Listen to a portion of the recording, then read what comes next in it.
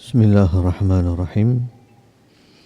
Assalamualaikum warahmatullahi wabarakatuh.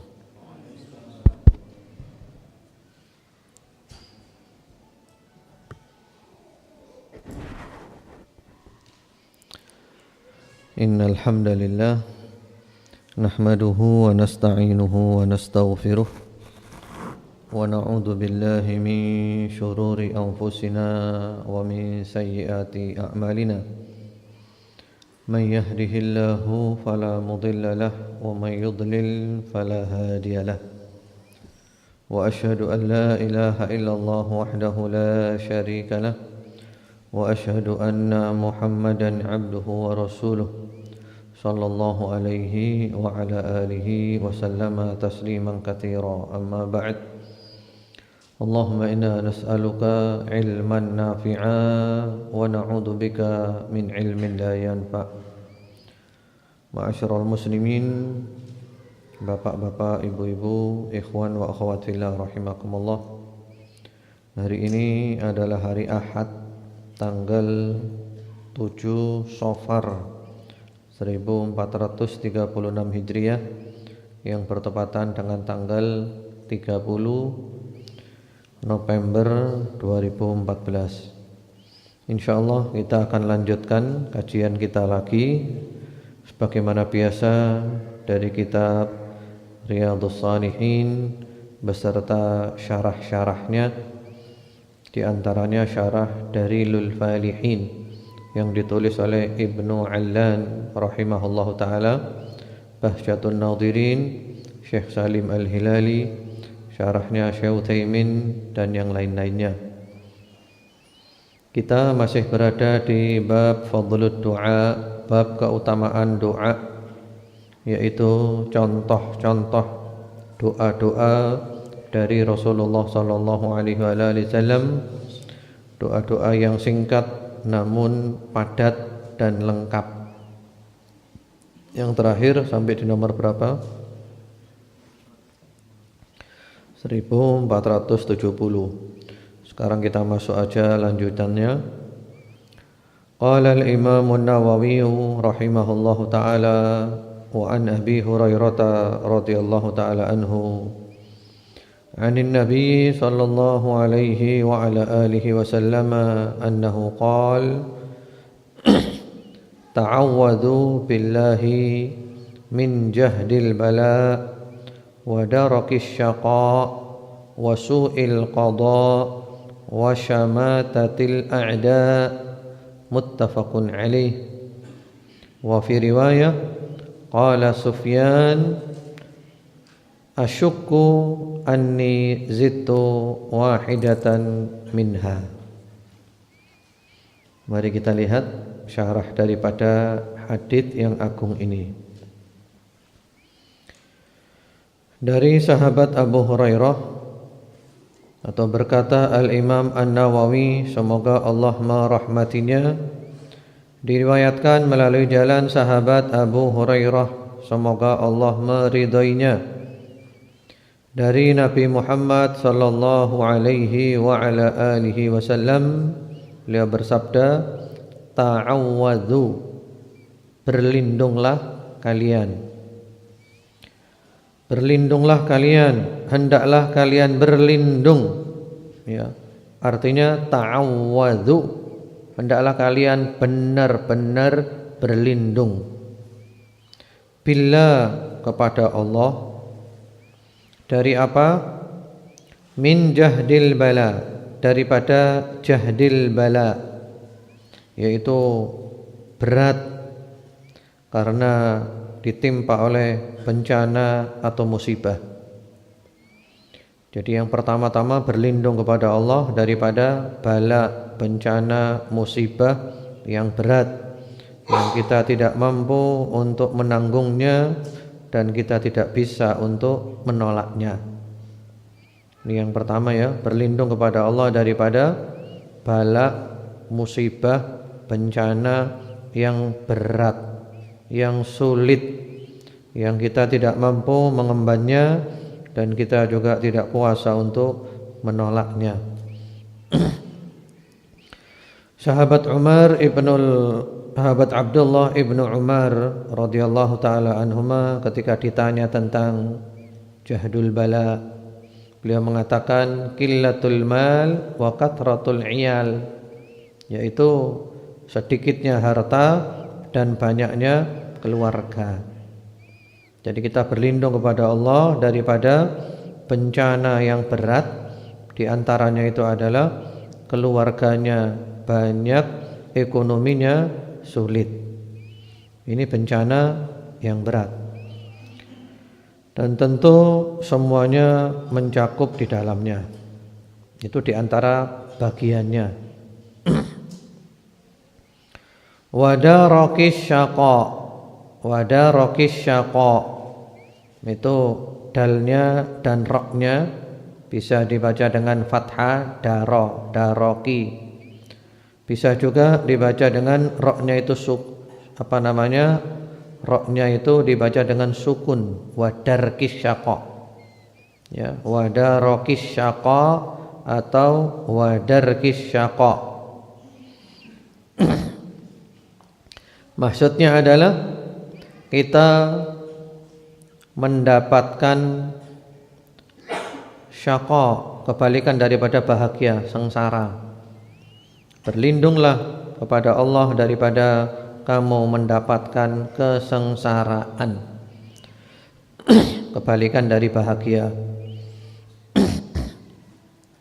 Jadi berarti kita berlindung kepada Allah dari segala sebab, segala sarana yang mengantarkan kita kepada kebinasaan.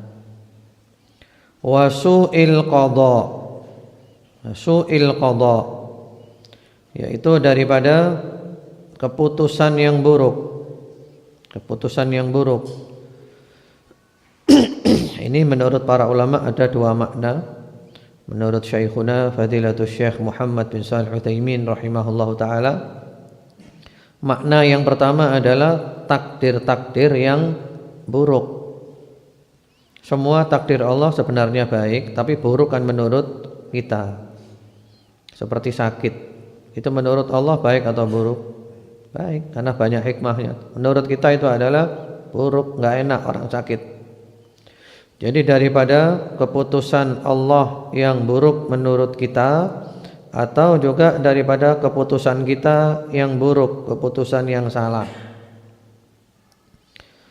Kemudian yang keempat, wasyamatatil a'da, berlindung kepada Allah daripada musuh merasa senang ketika kita mendapatkan sesuatu yang menjadikan kita sedih. Syamatatil a'da. Syamatatil a'da itu ketika seseorang tertimpa musibah yang tidak menyenangkannya, yang membuatnya bersedih, dan musuh merasa senang. Ini merupakan sesuatu yang sangat menyakitkan. Kadang musibah itu ringan, tapi yang menjadikan berat adalah musuh itu senang. Kalau bahasa kita istilahnya musuh itu tepuk tangan, ya. Atau kalau bahasa Jawanya, bahasa Malangnya, dikapok-kapokkan oleh musuh. Enak enggak digitukan? Kadang musibah itu ringan, tapi ketika dikapok-kapokkan oleh musuh, kapok kau ya, syukur kau ya, ini lebih menyakitkan. Kita berlindung kepada Allah daripada yang seperti itu, karena itu benar-benar membekas di jiwa dan sangat berpengaruh. Nabi Muhammad SAW berdoa seperti ini untuk mengajarkan umatnya. Nabi sendiri enggak terpengaruh, ya. Tapi mengajarkan kepada umatnya agar supaya doa yang seperti ini. Hadits ini diriwayatkan oleh muttafaqun alaih, disepakati oleh Al-Imam Al-Bukhari, dan juga diriwayatkan oleh Al-Imam An-Nasa'i. Ya. Jadi doa ini lengkap ya. Doa ini lengkap terhadap semua keburukan. Kalau kita lihat su'ul qada, keputusan yang buruk. Ya, ini berkaitan dengan nanti keputusan-keputusan yang buruk, yang tidak enak, yang tidak menyenangkan, atau juga bahkan di akhirat nanti. Jangan sampai kita mendapatkan keputusan yang tidak menyenangkan, karena di akhirat Allah memutuskan perkara. Jangan sampai kita mendapatkan keputusan yang tidak menyenangkan, yaitu keputusan yang menjadikan seseorang masuk ke dalam neraka, atau juga darakis syaqa, mendapatkan kesengsaraan, terutama adalah kesengsaraan di akhirat. Terutama kalau dunia kesengsaraannya terbatas, kalau di akhirat terus menerus.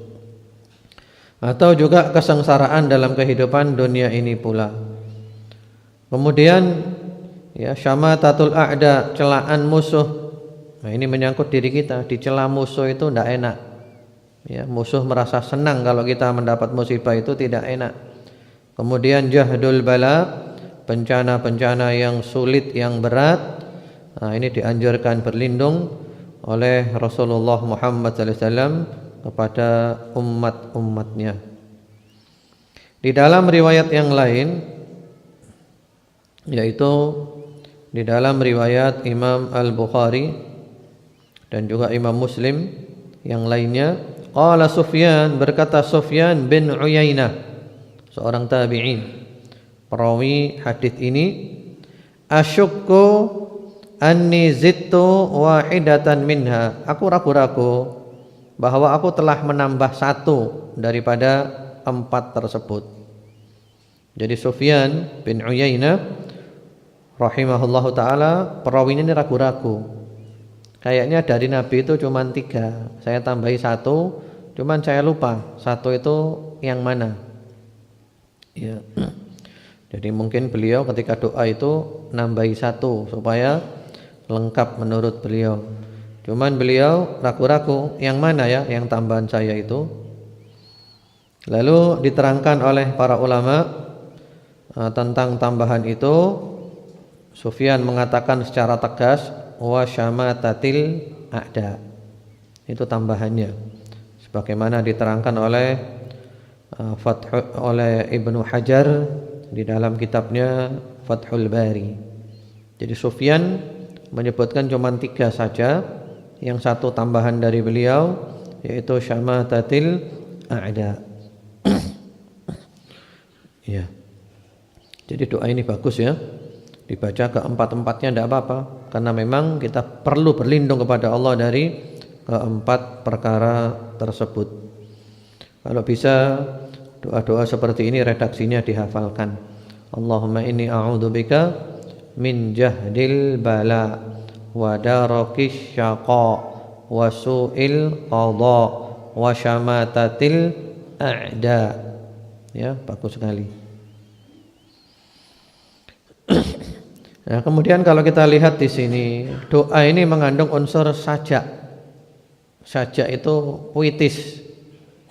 Allahumma inni a'udzubika min jahdil bala wa darakis syaqa wa su'il qada wa syamatatil a'da. Semua terakhirnya adalah hamzah. Jadi doa yang mengandung unsur sajak, puitis. Ada hadis yang lainnya, Rasulullah membenci sajak dalam doa. Rasulullah membenci doa-doa yang puitis. Nah, terus bagaimana cara mendudukkan? Nah, masalah-masalah begini ini penting sekali. Jangan kita ngambil satu dibuang yang satunya lagi, didudukkan. Namanya adalah al-jam'u bainal haditsain. Di satu sisi Rasulullah SAW melarang doa yang puitis, yang mengandung unsur sajak. Lah di sini kok Rasulullah doanya mengandung unsur sajak, dan banyak doa-doa Nabi yang mengandung unsur sajak, puitis sekali. Bagaimana cara mendudukkannya? Nah, sekali lagi masalah ini penting. Ada yang ngambil satu, dibuang yang lainnya. Pokoknya enggak boleh. Doa-doa puitis enggak boleh. Jika kita enggak boleh nyusun doa-doa yang indah, puitis sekali, enggak boleh. Padahal bukan gitu maksudnya. Yang dimaksud antara yang boleh dan yang tidak boleh itu adalah yang boleh itu adalah doa yang mengandung unsur sajak, puitis, yang keluar dari hati. Itu tidak apa-apa. Yang dilarang adalah doa yang mengandung unsur puisi, puitis, mengandung sajak, yang ternyata hanya permainan lisan saja. Pandai menyusun doa, tapi doa itu dipaksa-paksakan dan keluarnya bukan dari hati. Nah, itu yang dilarang. Jadi doa yang mengandung unsur puisi, unsur sajak, yang dibuat-buat, dipaksa-paksakan dan keluarnya bukan dari hati, keluarnya dari mulutnya saja. Tapi kalau keluar dari hati, enggak apa-apa, bagus.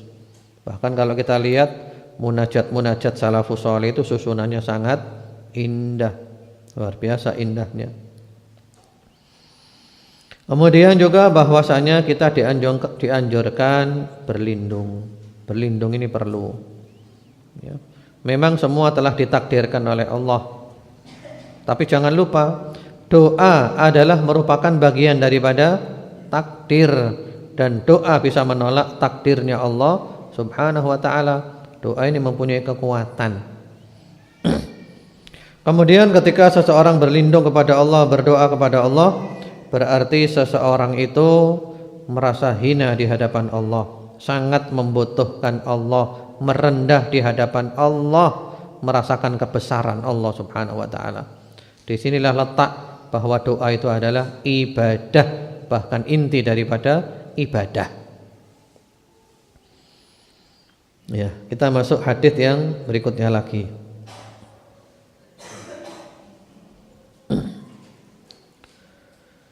Wa anhu, yaitu an Abi Hurairah radhiyallahu taala anhu annahu qala kana Rasulullah sallallahu alaihi wasallam, dari sahabat Abu Hurairah semoga Allah meridainya, beliau berkata bahwasanya Rasulullah sallallahu alaihi wasallam bersabda, Allahumma aslih li dini alladhi huwa ismatu amri wa aslih li dunyaya allati fiha ma'ashi wa aslih li akhirati allati fiha ma'adi waj'alil hayata ziyadatan li fi kulli khair waj'alil mauta rahatan li min kulli syarr.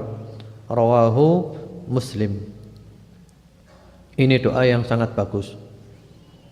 Kalau antum perhatikan, Fadilatul Syekh Profesor Dr. Abdul Razak bin Abdul Muhsin Al-Badr, ya, hafidhahumallahu taala, itu sering baca doa ini. Jadi sering sekali membaca doa ini. Karena doa ini lengkap. Tidak ada satupun yang tersisa daripada doa ini. Lengkap. Mari kita lihat ya. Di antara doa Rasulullah SAW adalah Allahumma aslih li dini. Ya Allah, perbaikilah untukku agamaku. Artinya kita minta kepada Allah diberi taufik. Diberi taufik untuk bisa benar-benar mengamalkan agama. Ya, kita minta kepada Allah taufik, bimbingan, hidayah, agar supaya kita bisa benar-benar mengamalkan agama secara utuh, secara sempurna. Kenapa? Alladzi huwa ismatu amri, karena agama itu adalah tempatku berlindung dalam semua urusanku. Ya, tempatku berpegang dalam semua urusanku. Karena agama ini merupakan inti, pokok. Ya, kalau agamanya baik, insya Allah semuanya akan baik. Jadi agama ini merupakan tempat berlindung, tempat berpegangan, ya, tempat bersandar dari semua urusan. Kita minta dijaga oleh Allah Subhanahu wa taala. Wa aslih li dunyaya allati fiha ma'ashi, dan perbaikilah untukku duniaku yang di sana ada kehidupanku.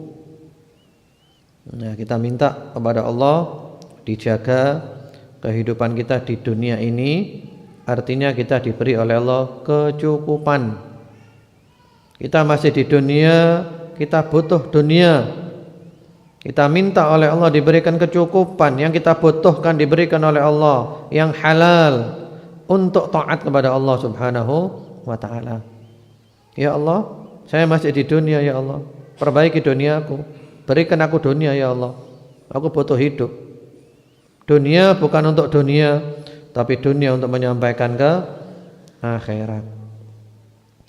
Wa aslih li akhiratil lati fiha ma'adi, dan perbaikilah untukku akhiratku yang di sana adalah tempat kembaliku. Ya Allah, aku nanti akan kembali ke akhirat, mati mau tidak mau. Perbaiki akhiratku ya Allah.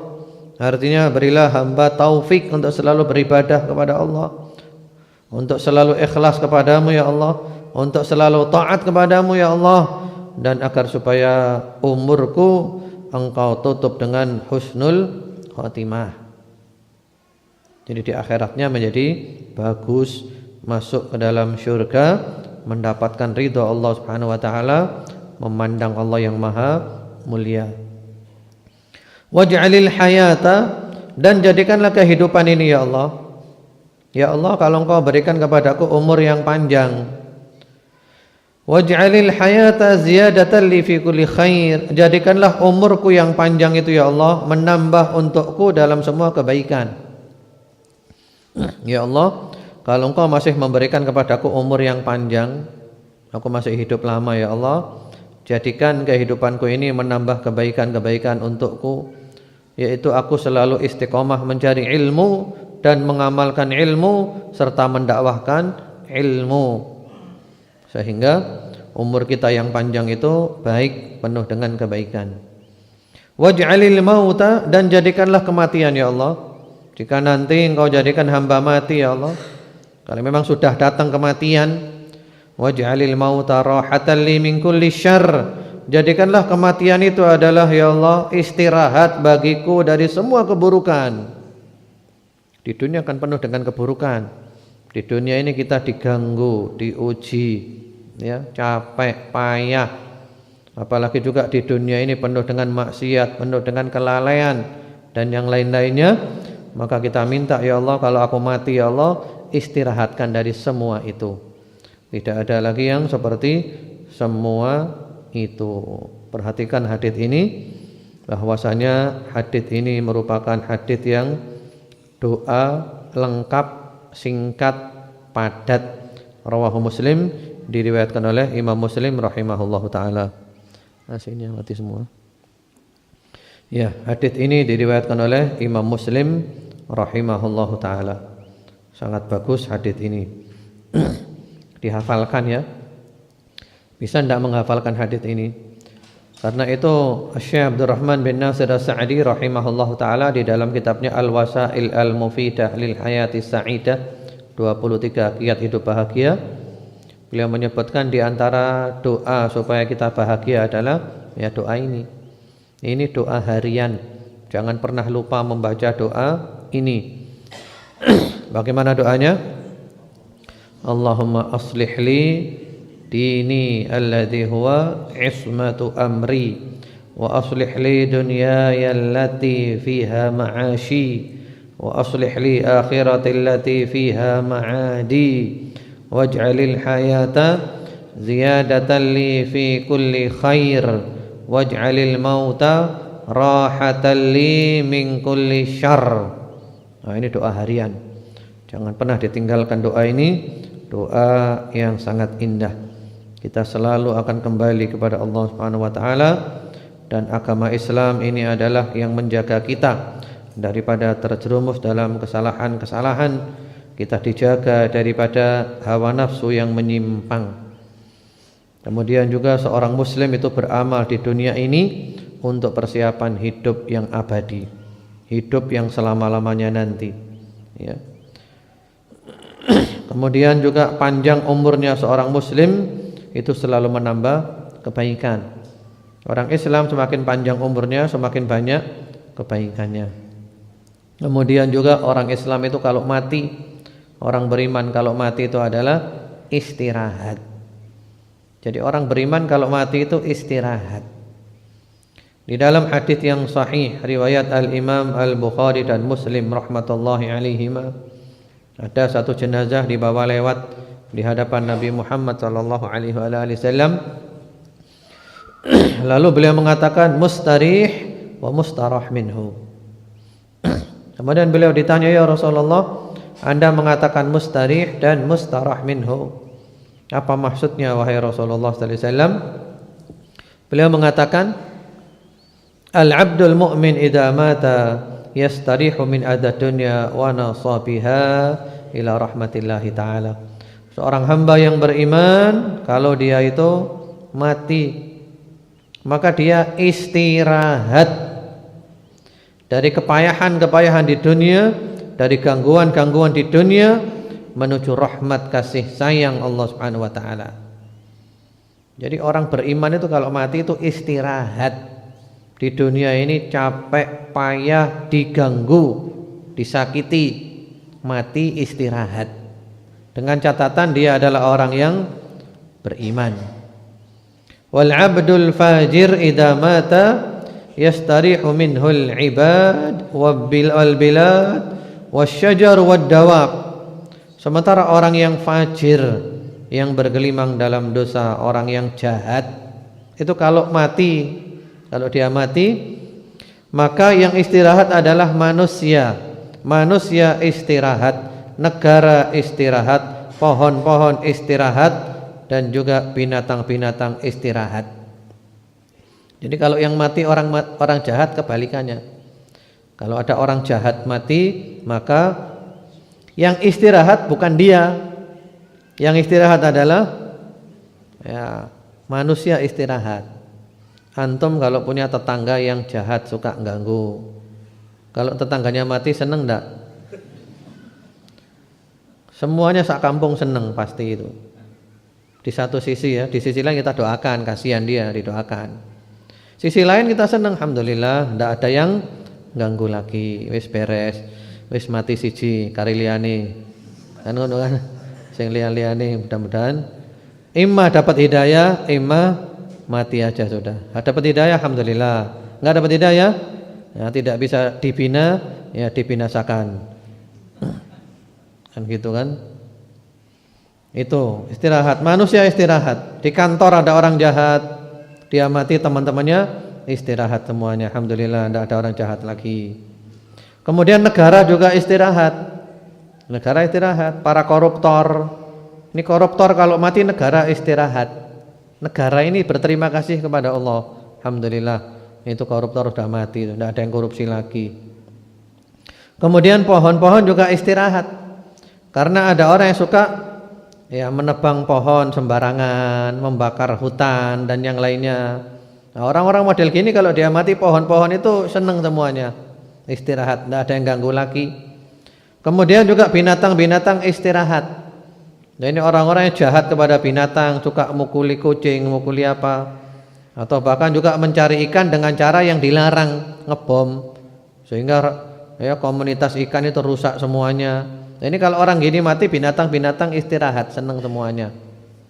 Jadi kita tinggal milih, kita milih mana. Apakah ketika kita mati kita istirahat, sementara orang-orang merasa kehilangan? Ataukah ketika mati naudzubillah ya, yang mati itu sengsara, yang ditinggalkan malah istirahat. Nah, milih mana tergantung perbuatan kita di dunia ini. Kemudian berikutnya lagi, wa an Ali radhiyallahu taala anhu annahu qala li Rasulullah sallallahu alaihi wa alihi wasallam qul Allahumma hdini wa saddidni, wa fi riwayah Allahumma inni as'aluka al-huda was-sadad, rawahu Muslim. Nah, ini doa yang bagus. Diriwayatkan oleh sahabat Ali bin Abi Thalib radhiyallahu taala anhu, beliau berkata, telah bersabda kepadaku Rasulullah sallallahu alaihi wasallam, ucapkanlah, berdoalah kamu dengan doa ini, yaitu Allahumma hdini wasaddidni. Ya Allah, berilah hamba hidayah dan jadikanlah hamba ini lurus istiqomah, enggak bengkok-bengkok. Benar lurus istiqomah. Dalam riwayat yang lainnya redaksinya ada perubahan tapi maknanya sama. Allahumma inni as'alukal huda wassadad. Ya Allah, sesungguhnya hamba mohon kepadamu hidayah, petunjuk dan as-sadad. Kebenaran yang lurus ya, yang tidak bengkok-bengkok lagi ya Allah. Hadis diriwayatkan oleh Imam Muslim rahimahullahu taala. Hadis ini bagus sekali ya. Karena ada ayatnya kan, ya ayyuhalladzina amanu taqullaha wa qulu qawlan sadida. Ucapan yang sadid, yang benar, yang lurus, yang tidak bengkok, yang tidak nyeleweng. Ada satu kisah yang indah. Samahatul Syekh Abdul Aziz bin Abdullah bin Baz rahimahullahu taala, itu beliau kalau diminta berfatwa, ada orang tanya baik langsung ataupun di radio, beliau ada acara Nulun ala Darb ya. Itu kadang beliau sebelum menjawab fatwanya diam dulu sejenak. Nah, baru kemudian memberikan fatwa. Kemudian beliau ditanya, "Wahai Syekh, Anda ketika diminta berfatwa Anda diam sejenak. Anda seperti mengucapkan sesuatu. Apa wahai Syekh yang Anda ucapkan saat itu?" Ternyata beliau mengucapkan ini. Sebelum jawab, beliau diam dulu sejenak berdoa, Allahumma hdini wasaddidni. Ya Allah, berilah hamba hidayah dan luruskan hamba. Jadikan hamba lurus, istiqomah, tidak bengkok. Jawabannya benar. Tentu beliau punya ilmu. Di samping punya ilmu, kan juga perlu minta tolong kepada Allah Subhanahu wa ta'ala. Nah, ini perlu ditiru ya. Jadi kalau kita diminta untuk berfatwa, memberikan jawaban, kita doa dulu. Allahumma hdini wasaddidni. Allahumma inni as'alukal huda wassadad. Kita selalu minta petunjuk kepada Allah Subhanahu wa taala, hidayah. Baik hidayatul irsyad wal bayan wad dalalah atau hidayatul at-taufiq. Karena hidayah itu ada dua. Hidayah ada dua. Ada hidayah yang kita punya. Ada hidayah yang khusus milik Allah, kita enggak pernah punya.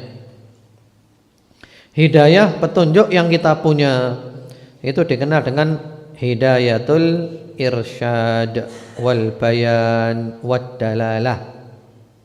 Hidayah petunjuk berupa keterangan, penjelasan, dalil. Nah, ini kita semua bisa. Ketika seorang guru menjelaskan ilmu, itu namanya memberikan apa? Memberi hidayah, petunjuk. Allah Subhanahu wa taala mengatakan tentang Rasulullah sallallahu alaihi wasallam, "Wa innaka latahdi ila siratim mustaqim." Dan sesungguhnya hamba memberi petunjuk ke jalan yang lurus. Maksudnya adalah hidayah berupa petunjuk, keterangan, penjelasan. Ini semuanya kita bisa. Tapi ada lagi hidayah yang miliknya Allah saja, kita tidak bisa. Ya. Yaitu hidayatut taufiq. Hidayatut taufiq. Hidayah taufik. Ini milik Allah. Yang menjadikan seseorang itu berubah. Nah, ini hanya Allah yang mampu. Yang menjadikan seseorang itu berubah dari tidak baik menuju baik, dari batil menuju hak, dari maksiat menuju taat, dari syirik menuju tauhid, dari penyimpangan menuju sunnah Nabi Muhammad sallallahu alaihi wasallam. Ini yang bisa hanya Allah. Yang merubah itu hanya Allah. Karena itu Rasulullah sallallahu alaihi wasallam oleh Allah ditegur, dikatakan innaka la tahdi man ahbabta walakinnallaha yahdi may yasha. Sesungguhnya kamu tidak bisa memberi petunjuk kepada siapa yang kamu cintai, yang kamu sukai, tapi Allah lah yang memberikan petunjuk kepada siapa yang dikehendaki oleh Allah Subhanahu wa taala. Ini namanya hidayah taufik, merubah. Kita enggak bisa merubah orang. Kita hanya bisa memberikan penjelasan, penjabarluasan, keterangan-keterangan, dalil-dalil. Kita hanya bisa ngajak, kita hanya bisa memberi motivasi. Nah, yang merubah itu adalah Allah. Kita enggak bisa merubah. Ya, jadi doa ini bagus sekali ya.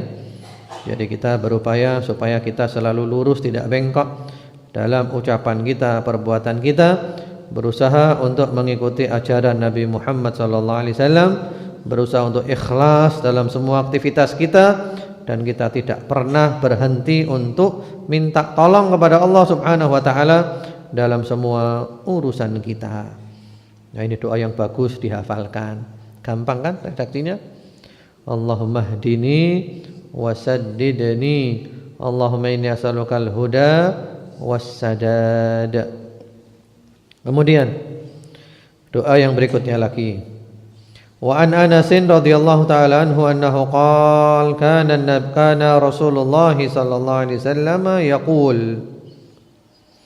Dari sahabat Anas, semoga Allah meridainya, beliau berkata bahwasanya Rasulullah sallallahu alaihi wasallam itu ada kalanya berdoa mengucapkan, Allahumma inni a'udzu bika minal ajzi wal kasal wal jubni wal haram wal bukhl wa a'udzu bika min adzabil qabr wa a'udzu bika min fitnatil mahya wal mamat wa fi riwayah wa dhala'id din wa ghalabatir rijal, rawahu Muslim. Ya, doa ini oleh Rasulullah dijadikan satu redaksi ya. Biasanya kadang kita baca di dalam beberapa keadaan. Di antaranya doa setelah tasyahud ada sebagian ini. Kemudian juga ada lagi doa harian yang dianjurkan kita baca, redaksinya mirip dengan ini.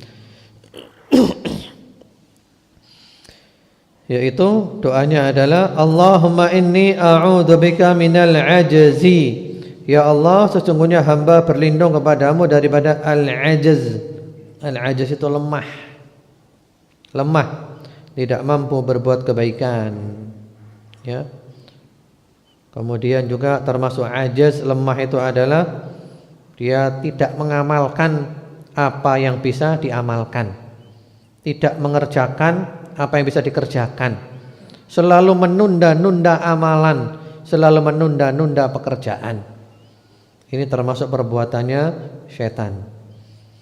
Jadi berlindung kepada Allah dari ajaz, dari lemah, tidak mampu berbuat baik, atau tidak mau beramal padahal dia mampu beramal, atau suka menunda-nunda dalam beramal. Ini lemah. Kita perlu berlindung kepada Allah dari seperti ini. Wal kasal, daripada malas. Ini juga, malas ini merupakan penyakit. Kita sudah pernah bahas yang lalu tentang malas. Malas ini penyakit. Dan solusi menghadapi malas ini bagaimana? Solusinya bagaimana? Solusinya malas itu dilawan. Karena kalau malas dituruti, tambah malas, terpuruk akhirnya, dilawan. Contohnya dalam masalah tidur. Malam sudah tidur cukup 4 jam, 5 jam, cukup kan? Pagi masih ngantuk. Apalagi musim dingin, hujan lagi. Kan bawaannya ngantuk terus kan? Kalau dituruti tidur lagi pagi, setelah bangun ngantuk lagi enggak dia? Ngantuk lagi. Jadi solusinya adalah dilawan. Berbeda dengan orang yang memang kurang tidur, kurang istirahat, maka dia butuh tidur untuk menjaga kesehatan. Tidur sudah cukup. Memang kalau menurut ulama Ibnul Qayyim diantaranya, bahkan juga menurut ilmu medis, orang-orang dewasa seperti kita ini tidurnya yang ideal sehari semalam itu 8 jam. Tapi kalau menurut kita 8 jam itu terlalu banyak. 8 jam itu. Karena mungkin orang-orang dulu ba'dal isya langsung tidur. Ya, ba'dal isya jam 7, jam 8 sudah tidur. 9, 10, 11, 12, 1, 2, 3 mereka sudah bangun. Mungkin siang tambah 1, 8 jam. Tapi kalau kita 8 jam terlalu banyak. Kita insya Allah tidur ideal itu 1 hari 5 atau 6 jam sudah cukup insya Allah. Iya kan? 5-6 jam sudah cukup. Mungkin malam itu 4 jam atau 5 jam. Kemudian ditambah lagi siang dengan 1 jam. Cukup apa enggak? Ya, 5 atau 6 jam itu cukup insya Allah. Nah setelah itu tidur yang setelah itu tidur berupa kemalasan saja, jangan dituruti. Karena kalau dituruti maunya ya tidur terus. Badan ini maunya santai, maunya leye-leye saja, malas. Ya, kita berlindung kepada Allah dari sifat malas. Orang malas itu rugi dunia, rugi akhirat. Di dunia melarat karena dia malas, di dunia bodoh karena dia malas, nggak mau belajar. Di akhirat dia rugi, ya, catatan amalnya kosong karena dia malas. Catatan amalnya isinya adalah tidur, makan, leye-leye. Itu catatan amalnya isinya seperti itu. Kemudian wal jubun. Jubun, berlindung kepada Allah daripada al jubun. Jubun itu lecek. Ya, lecek itu sifat jelek. Al jubun itu adalah lawan daripada asy-syaja'ah. Syaja'ah itu berani. Jadi sifat lecek, sifat pengecut itu jelek. Kita perlu berlindung kepada Allah dari sifat lecek, dari sifat pengecut, supaya kita menjadi orang yang pemberani. Ya, berani tapi dalam batas yang syar'i. Berani mengatakan yang benar, berani mengamalkan yang benar, walaupun caranya tetap dengan cara yang terbaik, tidak asal-asalan, tidak gerusa-gerusu, tidak seenaknya saja, semua ada aturannya. Karena kalau orang itu lecek, pengecut, maka dia akan mengorbankan kebenaran. Kebenaran oleh dia dilepaskan. Karena lecek. Kemudian wal haram, berlindung kepada Allah daripada al haram. Al haram itu adalah orang yang sudah tua sehingga lemah dan juga dampaknya adalah pikun. Naudzubillah. Kita mudah-mudahan tidak menjadi orang yang seperti itu. Kita kepingin punya umur panjang, tapi umur panjang yang dalam keadaan sehat wal afiyat, taat, istiqamah, matinya husnul khotimah. Itu keinginan kita. Karena dengan umur panjang kita bisa memberi manfaat untuk umat dan kita juga bisa banyak memperbanyak bekal kita. Tapi kalau umur panjang tua ternyata lemah, sakit-sakitan, apalagi sampai pikun, nah ini naudzubillah. Kita berlindung kepada Allah daripada seperti ini. Karena apa? Karena kita nggak bisa berbuat apa-apa, tidak bisa memberi manfaat dan bahkan merepotkan. Iya kan? Kasihan keluarga kita repot nanti. Merawat ini gitu merepotkan. Kita berlindung kepada Allah dari yang seperti itu. Kemudian wal bukhul, berlindung kepada Allah daripada sifat kikir. Ya, sifat kikir. Sifat kikir itu tidak mau mengeluarkan yang harus dikeluarkan. Pelit ya. Jadi orang itu dikatakan kikir kalau tidak mau mengeluarkan yang harus dikeluarkan. Pelit kepada keluarganya, hanya memberikan kepada keluarganya itu ya yang intinya saja, lebih sedikit pun dia enggak mau. Itu masuk dalam kategori pelit. Kemudian wa a'udzubika min adzabil qabr, dan hamba berlindung kepadamu ya Allah daripada azab kubur.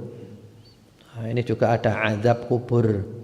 Disebutkan di dalam hadis bahwasanya al-qabru awwalu manazilil akhirah. Fa in yanju minhu fama ba'dahu aisar minhu wa illam yanju minhu fama ba'dahu ashaddu aw as'ab minhu aw kama qala alaihi salatu wassalam. Kuburan adalah persinggahan pertama menuju akhirat. Orang yang selamat di kuburan, maka yang setelahnya lebih gampang untuk selamat. Tapi orang yang tidak selamat di kuburan, yang setelahnya lebih sulit untuk selamat. Yang mana kita kenal di kuburan ada nikmat kubur, ada azab kubur. Kuburan bisa menjadi raudhah min riyadil jinan atau hufrah min hufarin niran. Kuburan bisa berubah menjadi taman di antara taman-taman surga. Kuburan bisa berubah menjadi lubang di antara lubang-lubang api neraka. Naudzubillah. Jadi bukan kuburan yang kita lihat ini ya, tapi alam kubur, alam gaib. Dan azab kubur itu yang diazab adalah ruhnya, tapi dampaknya kepada jasadnya. Mirip orang tidur persis. Orang tidur itu sama dengan orang mati, cuman bedanya kalau tidur rohnya balik lagi, kalau mati rohnya tidak balik lagi. Jadi orang tidur sama dengan orang mati. Ketika orang tidur itu mimpi. Yang mimpi itu apanya? Rohnya apa badannya? Rohnya. Cuman dampaknya kepada badannya, jasadnya. Ketika ada orang tidur mimpi yang menyenangkan, mimpi berada di sebuah taman yang indah, ada air mengalir yang jernih, senang sekali. Lalu dia terjaga.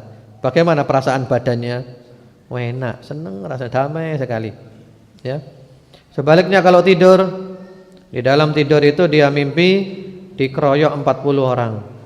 Ya, dipukuli 40 orang. Terus dia bangun. Bagaimana rasanya? Sakit semua badannya, sumpek. Ya, azab kubur juga seperti itu. Ruhnya, tapi dampak kepada jasad. Mungkin 1-2 orang ada oleh Allah ditampakkan, jasadnya pun berdampak. Terasa di jasadnya, ya, kelihatan di jasadnya. Tapi tidak semua orang seperti itu.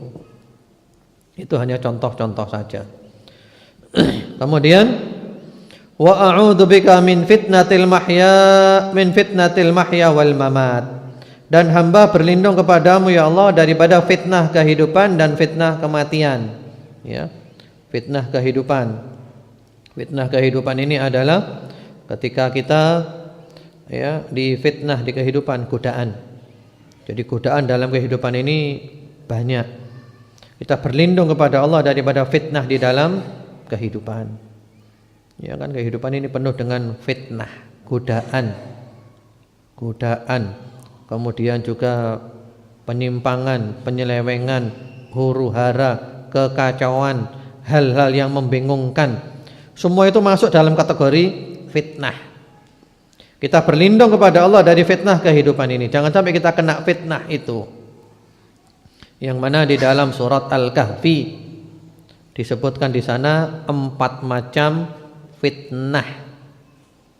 Yang kalau kita baca surat Al-Kahfi kita akan waspada dari 4 fitnah itu. Yang alhamdulillah saya selalu menyebarkan tiap-tiap malam atau hari Jumat. Di dalam surat Al-Kahfi itu ada kisah tentang Ashabul Kahfi, panjang kisahnya. Supaya kita waspada dan selamat dari fitnah agama. Artinya Ashabul Kahfi rela mengorbankan segala-galanya, rela hijrah demi untuk menyelamatkan agama. Jangan sampai agama ini rusak. Oh, ini. Kemudian yang kedua adalah kisah si kaya dan si miskin. Si kaya sombong, si miskin beriman. Ini adalah supaya kita waspada, ya, hati-hati dari fitnah yang menimpa harta. Berapa banyak orang kaya berharta sombong, tidak mau menerima kebenaran, menolak kebenaran, meremehkan manusia. Jadi kalau kita baca Al-Kahfi ingat ini, oh saya harus selamat daripada fitnah harta. Yang ketiga adalah kisah Nabi Musa dan Khadir. Supaya apa? Supaya kita selamat, waspada daripada fitnah ilmu. Jangan sampai gara-gara berilmu kebablasan. Ya, ilmunya membuatnya terfitnah, sombong, merasa paling pintar. Ya, kemudian juga dampaknya adalah tidak mau lagi menerima kebenaran, meremehkan orang dan yang lain-lainnya. Kemudian yang keempat adalah kisah tentang Dzulqarnain dengan Ya'juj wa Ma'juj. Supaya kita waspada, selamat daripada fitnah kedudukan. Dzulqarnain punya kedudukan, jabatan paling tinggi, dia adalah seorang raja. Tapi dia tetap tawadhu, tetap beribadah kepada Allah, merendah kepada Allah Subhanahu wa taala. Ya, bahkan beliau mengabdi kepada agama Allah, bahkan beliau menegakkan amar ma'ruf nahi mungkar, menyelamatkan manusia daripada kejahatannya Ya'juj wa Ma'juj. Nah, jangan sampai kita kena fitnah jabatan. Karena berapa banyak orang kena jabatan rusak. Nah, kita harus niru Dzulqarnain ketika punya jabatan, jabatannya itu adalah dipergunakan untuk menegakkan agama Allah. Mumpung punya jabatan, mumpung punya kekuatan, tegakkan amar ma'ruf nahi mungkar. Ya, seperti itu. tetap taat kepada Allah, tetap tunduk kepada Allah. Jangan nunggu pensiun dulu. Mohon maaf. Alhamdulillah pensiun jadi orang baik, alhamdulillah, daripada tidak baik. Tapi berbeda, bedanya 180 derajat. Orang kuat ketika masih menjabat dan orang menjadi baik setelah pensiun. Ibaratnya kalau punya jabatan kan punya, kalau macan punya gigi. Kalau sudah pensiun giginya sudah ompong. Itu anak itu suruh keluar aja, anak itu. Tolong ganggu anak itu, suruh keluar aja. Iya, jadi itu ya. Jadi itu fitnah daripada kehidupan. Kemudian fitnah ketika kematian. Fitnah ketika kematian itu diantaranya adalah fitnah ketika sakaratul maut. Fitnah ketika sakaratul maut. Ketika orang sakaratul maut digoda oleh setan. Jadi setan itu tidak rela kalau orang mati dalam keadaan baik. Setan tidak rela, setan tidak terima.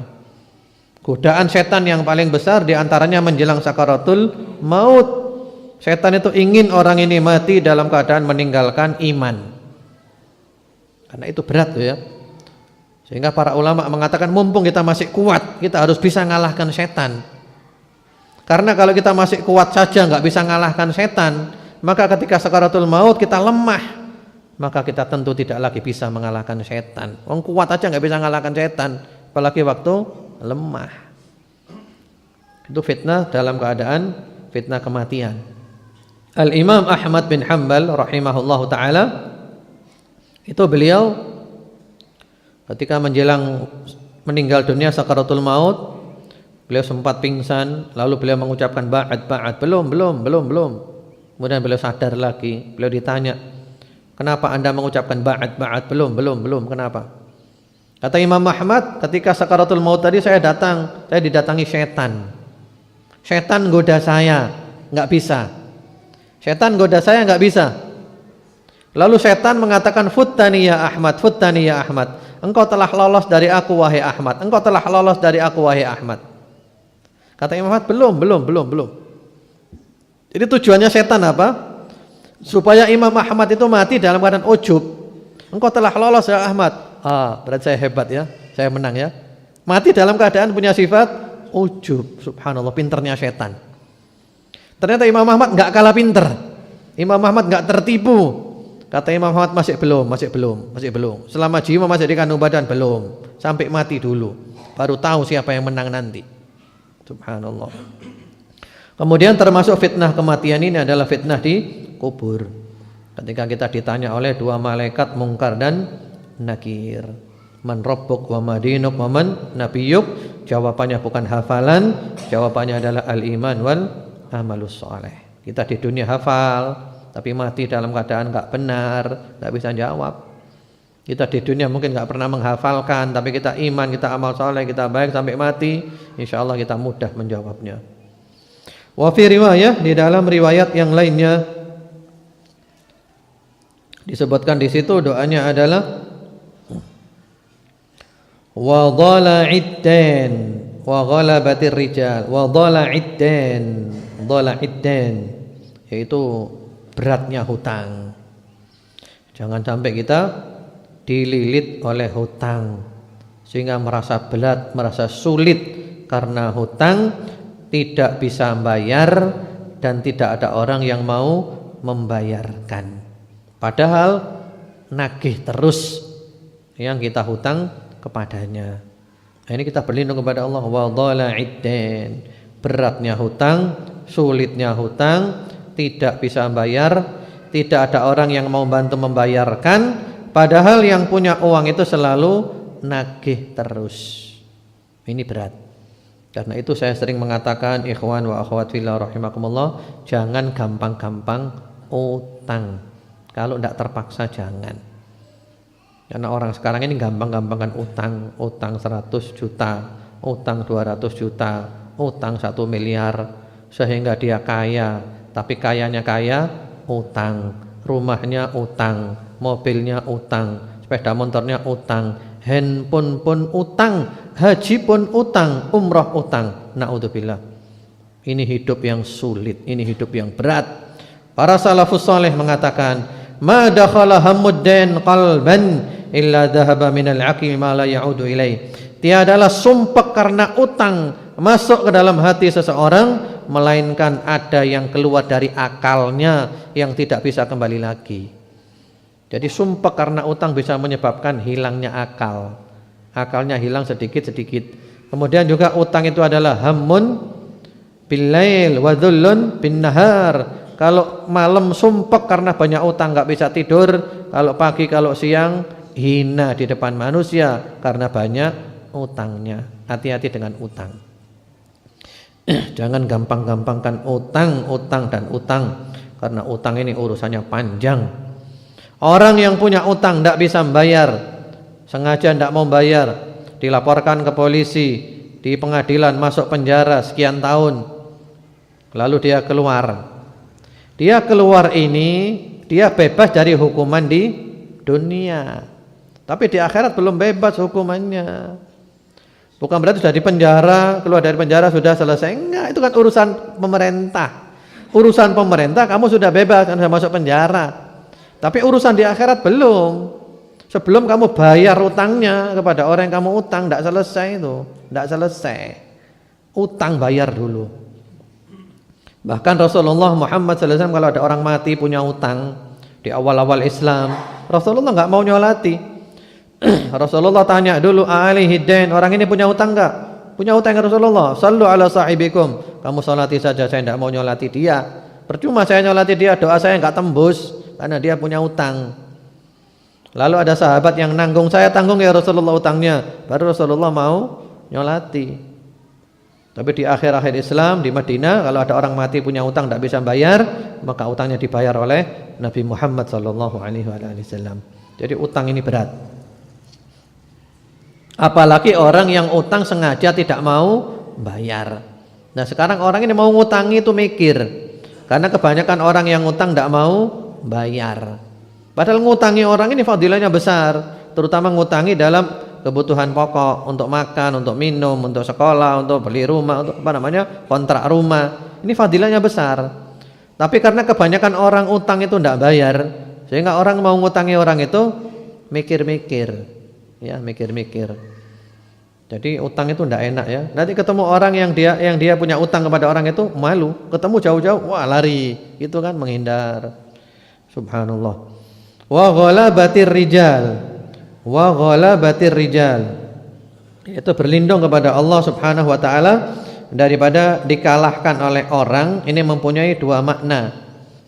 Berlindung kepada Allah daripada dikalahkan oleh orang, ya, yaitu berlindung kepada Allah daripada teraniaya. Atau juga ada yang mengatakan wa ghalabati, tidak daripada mengalahkan orang, yaitu berlindung kepada Allah daripada menjadi orang yang zalim. Jadi ini lengkap. Berlindung kepada Allah daripada menjadi orang teraniaya, atau berlindung kepada Allah daripada menjadi orang yang zalim. Berlindung kepada Allah daripada punya kekuasaan yang menjadikan dia melampaui batas, dan berlindung kepada Allah daripada kehinaan yang benar-benar dia menjadi rendah gara-gara kehinaan itu. Subhanallah. Doa ini sangat indah. Rawahu Muslim, dan tadi telah diterangkan oleh Syekh Salim Al-Hilali hafizahullah taala bahwa riwayat yang kedua itu riwayatnya Imam Bukhari, di Imam Muslim tidak ada. Ini doa, ada redaksi yang pisah-pisah dan sedikit mirip namun maknanya sama, yang perlu kita baca tiap hari, sebagaimana juga disebutkan oleh Syekh Abdurrahman bin Nasir As-Sa'di dalam kitabnya Al-Wasail Al-Mufidah lil Hayati Sa'idah. Allahumma inni a'udzubika minal hammi wal hazan wa a'udzubika minal ajazi wal kasal wa a'udzubika minal jubni wal bukhl wa a'udzubika min ghalabatid din wa qahrir rijal. Kemudian juga doa setelah tasyahud, Allahumma inni a'udzubika min adzabi jahannam wa min adzabil qabr wa min fitnatil mahya wal mamat wa min syarri fitnatil masihid dajjal. Ya, itu dulu aja. Insyaallah nanti kita lanjutkan yang berikutnya lagi. Semoga kajian kita ini bermanfaat. Ya. Sekarang kita buka sesi tanya jawab. Sudah ada di SMS yang masuk.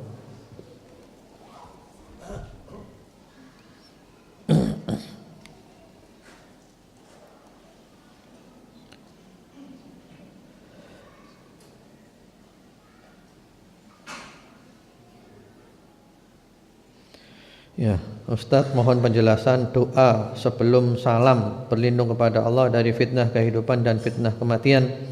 Juga yang sering Ustadz sebut talak 3 dengan dunia. Kalau fitnah kehidupan dan kematian tadi telah diterangkan ya, panjang lebar ya. Saya kira tidak perlu diulangi lagi. Adapun talak 3 dengan dunia itu ucapan yang masyhur dari sahabat Ali bin Abi Thalib radhiyallahu taala anhu sebagaimana disebutkan oleh Ibnul Jauzi dalam kitabnya Sifatus Safwah.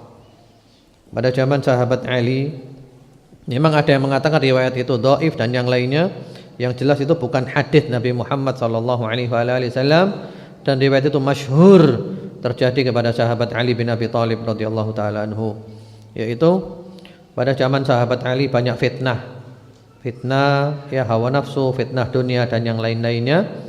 Nah, sahabat Ali pada suatu malam setelah sholat tahajud beliau bertafakur, beliau nangis sampai air mata membasahi tempat sholatnya. Lalu beliau mengajak bicara dunia diajak bicara.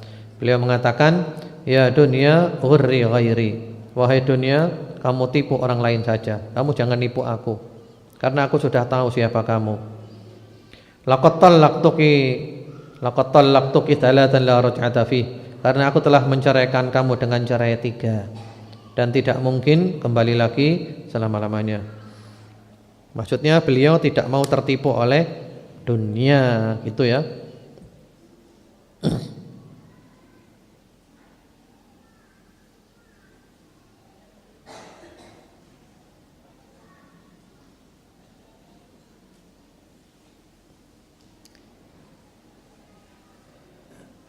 Bagaimana cara menghindari pikun? Ya, bagaimana cara menghindari pikun? Ya, ada cara-caranya, upaya ya. Di antara upayanya ya mungkin olahraga itu perlu, olahraga supaya peredaran darah ini lancar. Kan gitu kan? Pola hidup yang bagus, pola makan yang bagus, ini kan mendukung semuanya. Pola makan kan ada pengaruh ini kan, seperti itu. Kemudian juga yang khusyuk ketika beribadah, khusyuk ketika ibadah, ketika sholat khusyuk, zikir khusyuk. Karena ini semuanya insya Allah menghindari kita daripada pikun. Contohnya sholat Al-Fatihah. Mungkin tidak seseorang lupa Al-Fatihah? Tidak mungkin. Kalau dia baca dengan benar, baca dengan khusyuk, baca dengan serius. Jadi sholat itu diantaranya adalah menjaga memori. Memori kita nggak gampang rusak. Kemudian juga jangan stres, hindari stres. Pikiran-pikiran yang berat hindari. Karena kalau orang itu stres mikir-mikir yang berat ya gampang lupa. Bahkan masih muda pun juga sering lupa. Nah, kemudian juga berdoa kepada Allah. Berdoa kepada Allah atau juga mengkonsumsi barangkali ada makanan-makanan yang bisa memperkuat daya ingat, enggak mudah lupa, enggak mudah pikun. Atau juga obat-obatan yang tidak ada dampak efek buruknya enggak ada, perlu dikonsumsi. Karena kadang orang semakin bertambah usia, dia juga perlu mengkonsumsi obat. Yang penting obat itu yang tidak berdampak negatif. Bahkan Al-Imam Syafi'i rahimahullahu ta'ala di antara yang menjadikan beliau itu ingatannya kuat adalah beliau ya menurut riwayat ya makan luban. Luban itu ada ya, diambil dari dari dadaknya pohon. Apa dadak itu? Getahnya pohon tertentu itu dijadikan luban. Luban di karangan orang itu terkenal luban ya, itu bisa dimakan seperti permen karet yang bagus itu, kenyal-kenyal gitu. Dan juga bisa dibuat sebagai kemenyan, baunya wangi luban itu. Itu juga memperkuat daya ingat dan yang lain-lainnya. Yang penting juga berlindung kepada Allah Subhanahu wa taala. Ini adalah usaha, ini adalah upaya. Hasil tetap kembali kepada Allah.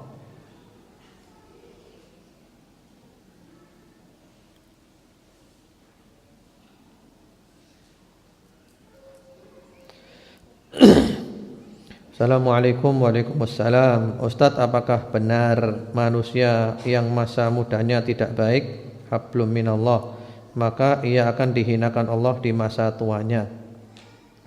Ya, kalau tidak tobat. Orang kalau berbuat dosa pasti dihinakan Allah, kecuali orang yang tobat. Islam ini agama tobat, ya, dibuka pintu tobat. Kalau hubungan dengan Allah, tobatnya syaratnya 3: menyesal, tidak berbuat lagi, janji tidak akan ngulangi selama-lamanya. Kalau ada hubungan dengan manusia, ditambah 1 lagi, selesaikan urusannya. Tadi Ustadz menyinggung tentang kalimat kubur adalah awal dari manazilul akhirah dan seterusnya. Lalu Ustadz mengatakan kama qala alaihi salatu wassalam, yang mengindikasikan itu ucapan Rasulullah sallallahu alaihi wasallam, tapi saya pernah membaca itu adalah athar Utsman bin Affan saat beliau melewati kuburan. Yang benar yang mana Ustadz? Itu cerita sahabat Utsman ketika di kuburan, beliau nangis sampai air matanya basah. Sampai air mata membasahi jenggotnya. Lalu sahabat Utsman ditanya, kenapa Anda kalau di kuburan nangis seperti ini?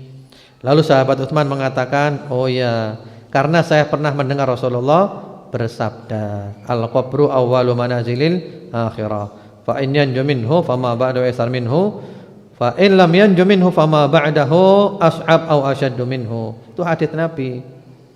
Cuman yang meriwayatkan sahabat Utsman. Ya, hadits Nabi ya. Saya punya sanadnya.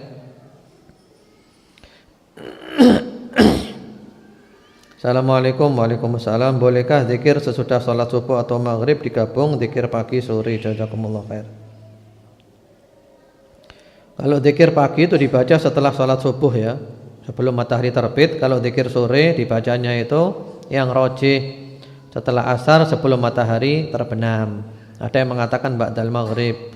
Tapi kalau kita baca ayat-ayat Al-Quran, itu zikirnya itu qabla tulu'is syamsi wa qabla ghurubiha, sebelum matahari terbit dan sebelum matahari terbenam. Ya, saya kira itu dulu aja. Waktunya juga sudah lewat. Semoga bermanfaat. Semoga Allah menjadikan kita istiqomah dan umur kita ditutup dengan husnul khatimah. Allahumma amin. Subhanakallahumma bihamdika asyhadu an la ilaha illa anta astaghfiruka wa atubu ilaik. Assalamualaikum warahmatullahi wabarakatuh.